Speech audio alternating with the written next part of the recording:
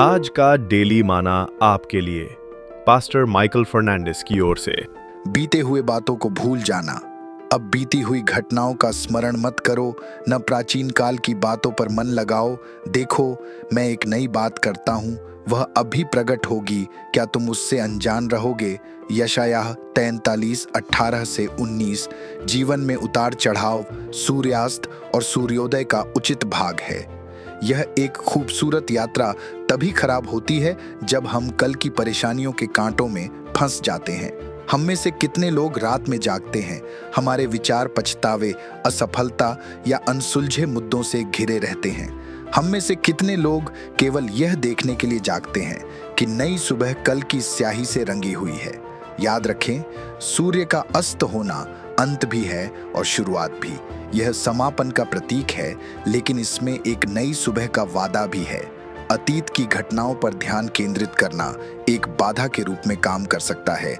एक आनंददायक और संतुष्टिदायक वर्तमान के मार्ग में बाधा उत्पन्न कर सकता है।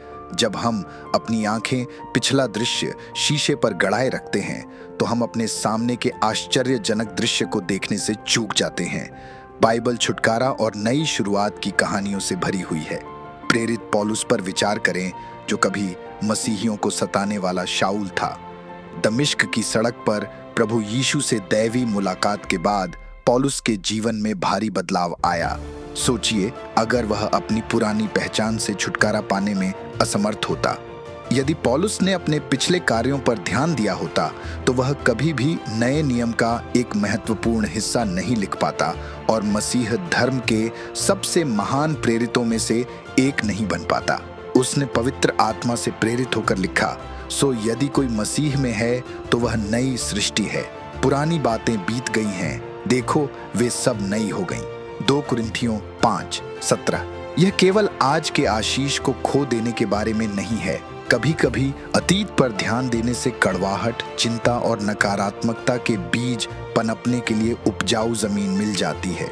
अय्यूब की पुस्तक में हम एक ऐसे व्यक्ति को देखते हैं जिसने अपना सब कुछ खो दिया, अपना स्वास्थ्य, अपना धन और अपना परिवार। हालांकि उसने अपनी दुर्दशा पर सवाल उठाए और अफसोस जताया, लेकिन उसने निराशा को जीतने नहीं दिया। अंत में उसकी संपत्ति कई बार पुनः स्थापित हो गई, सिर्फ इसलिए नहीं कि वह वफादार था, बल्कि इसलिए भी क्योंकि वह अपने पिछले कष्टों में नहीं फंसा था।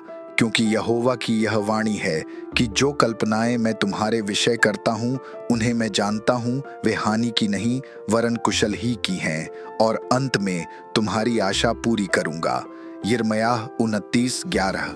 परमेश्वर के प्रिय लोग, इस पर विचार करें। अतीत पर ध्यान देना शैतान के साथ सौदा करने जैसा है, जिसे एक चोर के रूप में वर्णित किया गया है, जो चोरी करने, मारने और नष्ट करने के लिए आता है। यूहन्ना 10:10। जब हम जो कुछ हो चुका है उस पर ध्यान केंद्रित करते हैं, तो हम अपना समय, अपना सबसे कीमती गैर नवीकरणीय संसाधन कल की वेदी पर बलिदान के रूप में अर्पित करते हैं। लेकिन प्रभु यीशु आए ताकि हम जीवन पा सकें और इसे भरपूर पा सकें। उठ जा, परमेश्वर आपके जीवन में एक नया कार्य कर रहे हैं। आओ अभी मेरे साथ प्रार्थना करें। प्रिय स्वर्गीय पिता, आज के भेंट के लिए धन्यवाद। एक कार्य जो अभी भी कल की गलतियों से बेदाग है। हर सुबह आपकी नई दया को अपनाते हुए यहाँ और अभी पर ध्यान केंद्रित करने में मेरी मदद कर। मुझे अतीत के जाल से दूर और आने वाले कल के लिए आपके वादों की ओर मार्गदर्शन कर। आमीन।